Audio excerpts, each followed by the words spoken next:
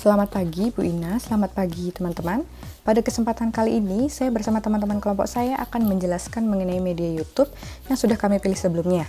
Kita langsung saja, pertama saya akan menjelaskan mengenai profil YouTube. YouTube merupakan situs web video atau layanan streaming yang mana penggunanya dapat memuat video, menonton, bahkan memberikan feedback atas apa yang telah ditonton. Menurut Faikah pada tahun 2016, menjelaskan bahwa YouTube didirikan pada 14 Februari 2005 oleh Chad Hurley, Steve Chen, dan Jawed Karim di United States, tepatnya di California. Selain itu, YouTube telah diakuisisi oleh Google, yang mana kemudian YouTube digabungkan dengan layanan Google lainnya. Dapat dikatakan bahwa YouTube ini merupakan salah satu media yang sangat populer sekarang ini karena mulai dari anak-anak kecil, generasi kita, bahkan orang tua kita pasti pernah mengakses dan menonton YouTube. Dari keterpopulerannya, pasti YouTube memiliki karakteristiknya sendiri, kelebihan, bahkan kelemahan, yang mana hal tersebut nanti akan dijelaskan lebih lanjut oleh teman-teman saya.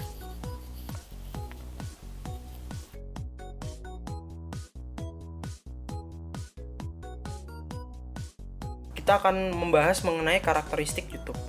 Untuk karakteristik YouTube ini terdapat 4 karakteristik utama, yaitu yang pertama adalah YouTube bersifat fleksibel, dalam artian masyarakat dapat mengakses YouTube kapanpun dan dimanapun. Tentu hal ini dapat membantu masyarakat untuk menggunakan aplikasi YouTube, karena kita dapat mengakses kapanpun dan dimanapun. Contohnya adalah ketika kita sedang berada di sekolah dan kita membutuhkan sebuah referensi berupa video edukasi dari YouTube, kita dapat mengaksesnya secara langsung di sekolah tersebut. Lalu yang poin kedua adalah menyuguhkan video-video berkualitas tinggi untuk memanjakan mata. Saat ini YouTube mampu menawarkan video berkualitas hingga 8K.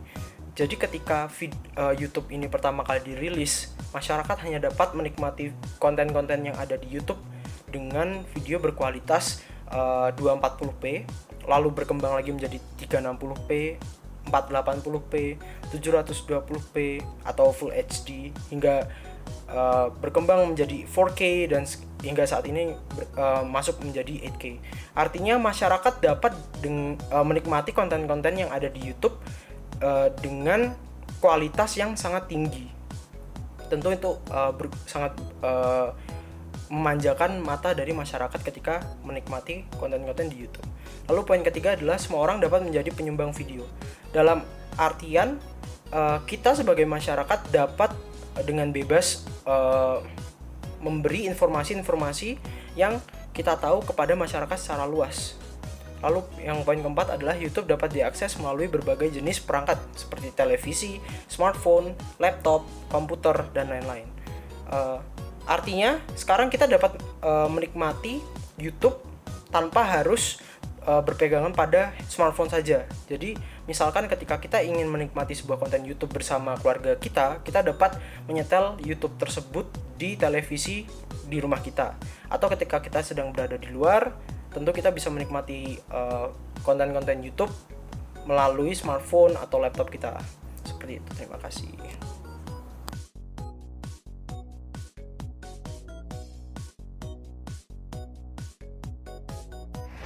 Pembahasan selanjutnya mengenai kelebihan yang dimiliki oleh YouTube. Yang pertama, adanya sistem keamanan YouTube yang membatasi jenis konten dewasa untuk dapat muncul di publik. Hal ini terdapat pada YouTube Kids, yang mana YouTube akan secara otomatis melakukan filter sehingga pengguna YouTube Kids tidak dapat mengakses video yang memiliki konten dewasa. Yang kedua, sistem keamanan YouTube yang melarang segala macam konten yang memiliki unsur ilegal dan sara. Yang ketiga, fasilitas seperti YouTube AdSense yang membuat banyak masyarakat untuk terus mengupload video melalui platform YouTube. Fitur AdSense ini membuat masyarakat memiliki kemungkinan untuk mendapatkan penghasilan melalui platform YouTube. Yang keempat, memiliki fitur YouTube offline di mana pengguna YouTube dapat mengakses atau melihat video YouTube tanpa adanya jaringan internet dengan melakukan download sebelumnya untuk dapat menonton video yang akan ditonton secara offline. Yang kelima, pengguna YouTube dapat melakukan editing video langsung pada platform YouTube. Hal ini dikarenakan YouTube telah memfasilitasi platformnya dengan alat editing sederhana untuk memudahkan para pengguna YouTube melakukan editing video.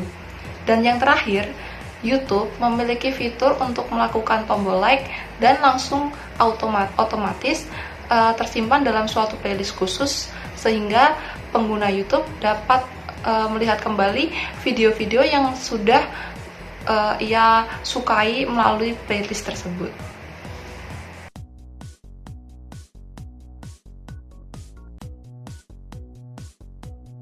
Saya akan menjelaskan kelemahan dari YouTube. Yang pertama, YouTube memiliki music streaming service yang bernama YouTube Music. Kelemahan dari YouTube Music adalah saat kalian memiliki YouTube Music di HP kalian, kalian tidak dapat mendengarkan musik sambil membuka aplikasi lain. Artinya, kalian harus membuka aplikasi YouTube Music untuk mendengarkan lagu yang sedang ingin didengarkan. Tetapi hal ini tidak akan terjadi jika kalian berlangganan YouTube Premium.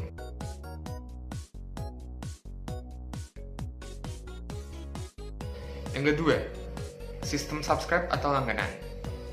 Sistem subscribe pada dulunya membantu channel yang sudah kita subscribe agar terpampang di timeline aplikasi YouTube kita saat channel tersebut mengunggah video.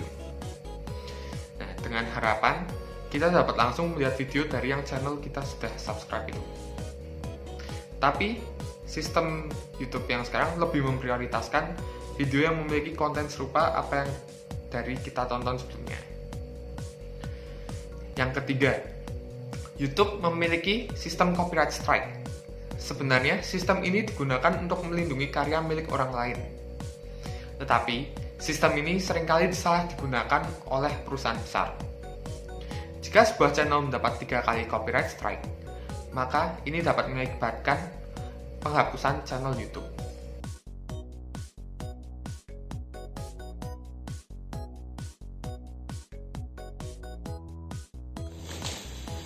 Pada kelompok kami, studi kasus yang kami angkat adalah mengenai PewDiePie dan Alinity.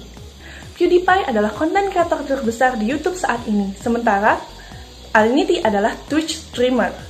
Kasus ini bermula dari PewDiePie yang menyatakan Twitch thought pada video viralnya pada masa tersebut, dan Alinity menganggap bahwa itu merupakan suatu hinaan untuknya, sehingga dia melayangkan suatu copyright strike yang dia nyatakan sendiri dalam videonya yang dia layangkan pada PewDiePie. Hal tersebut tentunya tidak sesuai dengan apa yang dimaksudkan dengan copyright strike. Copyright strike adalah suatu teguran yang boleh dilayangkan oleh seseorang ketika hak ciptanya telah dilanggar oleh seorang lain, yang biasanya adalah content creator. Di sini, copyright strike ini merupakan suatu tools yang dimiliki oleh YouTube sehingga mereka dapat melindungi hak cipta yang dimiliki oleh para content creator. Namun hal itu tentunya tidak terjadi dalam kasus ini karena PewDiePie hanya dituntut berdasarkan 2 kata yang tidak memiliki hak kepemilikan oleh siapapun, yaitu adalah Twitch thought. Hal ini tentunya sangat membahayakan bagi ekosistem YouTube sendiri karena para konten kreator tentunya akan sangat takut untuk mengupload video mereka kepada YouTube karena copyright strike bisa dilayangkan oleh siapa saja untuk siapa saja, dan ketika hal tersebut disalahgunakan, maka orang-orang akan berhenti mencoba untuk mengupload video mereka pada YouTube. Jika hal tersebut terjadi, tentunya video-video konten kreator yang kita sukai bisa saja tidak akan diupload lagi, dan bahkan channel-channel yang kita sukai akan menghilang. Sekian dari kelompok kami, terima kasih.